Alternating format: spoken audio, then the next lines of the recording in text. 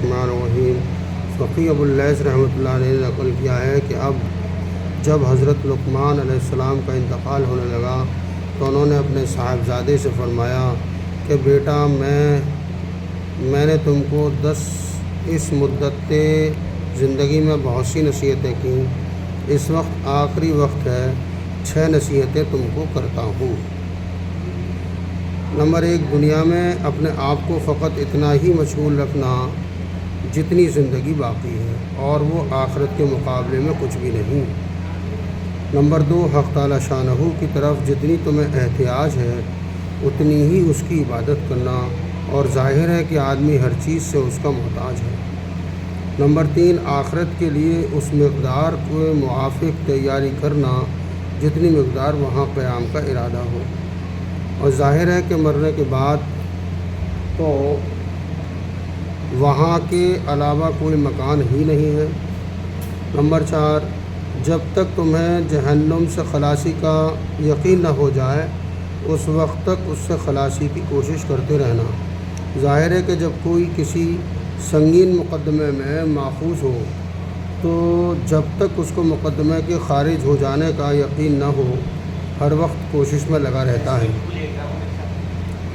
Number 5، گناہوں پر اتنی جرأت کرنا جتنا جہنم کی آگ میں جلنے کا حوصلہ اور ہمت ہو، کہ گناہوں کی سزا ضابطے کی چیز ہے اور مراحم خسروانہ کی خبر نہیں۔ نمبر 6، جب کوئی گناہ کرنا چاہو تو ایسی جگہ تلاش کر لینا جہاں حق تعالی شانہ اور اس کے فرشتے نہ دیکھیں، کہ خود حاکم کے سامنے، CID کے عملے کے سامنے بغاوت کا انجام معلوم ہے۔ یہ چند نصیحتیں حضرت لقمان علیہ السلام کی طبعاً ذکر کر دی گئیں۔ مقصود ان کی نصیحتوں میں سے بھی وہی مضمون ہے جو پہلے میں لکھ رہا تھا، کہ جو شخص دنیا سے محبت رکھتا ہے وہ اپنی آخرت کو نقصان پہنچاتا ہے۔ ارفضہ سقفی رحمۃ اللہ علیہ کہتے ہیں کہ میں نے حضرت عبداللہ بن مسعود رضی اللہ عنہ سے سبح اسمہ پڑھنے کی درخواست کی۔ انہوں نے پڑھنا شروع کیا، اور جب بل تؤثرون الحیات الدنیا والآخرۃ خیر و ابقیٰ پر پہنچے، جس کا ترجمہ یہ ہے کہ تم دنیا کی زندگی کو ترجیح دیتے ہو، حالانکہ آخرت زیادہ بہتر اور ہمیشہ رہنے والی چیز ہے۔ تو حضرت ابن مسعود رضی اللہ عنہ نے تلاوت کو بند کر کے فرمایا کہ بے شک ہم نے دنیا کو آخرت پر ترجیح دے دی۔ سب حاضرین خاموش تھے۔ پھر دوبارہ فرمایا کہ ہم نے دنیا کو ترجیح دے دی اس لیے کہ ہم نے اس کی زیب و زینت کو دیکھا، اس کی عورتوں کو دیکھا، اس کے کھانے پینے کو دیکھا، اور آخرت کی یہ سب چیزیں ہم سے مخفی چھپی ہوئی تھیں، اس لیے دنیا کو ترجیح دے بیٹھے اور آخرت کو چھوڑ دیا۔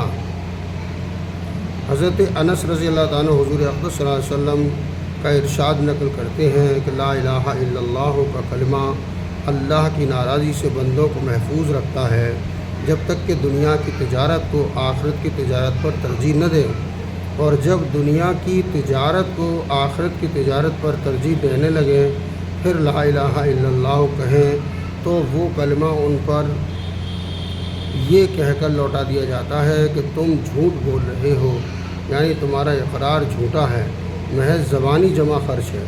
ایک حدیث میں حضور اقدس صلی اللہ علیہ وسلم کا ارشاد ہے کہ جو شخص لا الہ الا اللہ لا شریک لہ وحدہ لا شریک لہ کی گواہی کے ساتھ اللہ تعالیٰ جل شانہ سے ملتا ہے، وہ سیدھا جنت میں داخل ہوتا ہے، جب تک کہ اس کے ساتھ دوسری چیز کو خلط نہ کر دے۔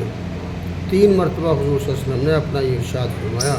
مجمع میں سے ایک شخص نے عرض کیا کہ میرے ماں باپ آپ پر قربان، دوسری چیز غلط کرنے کا کیا مطلب ہے؟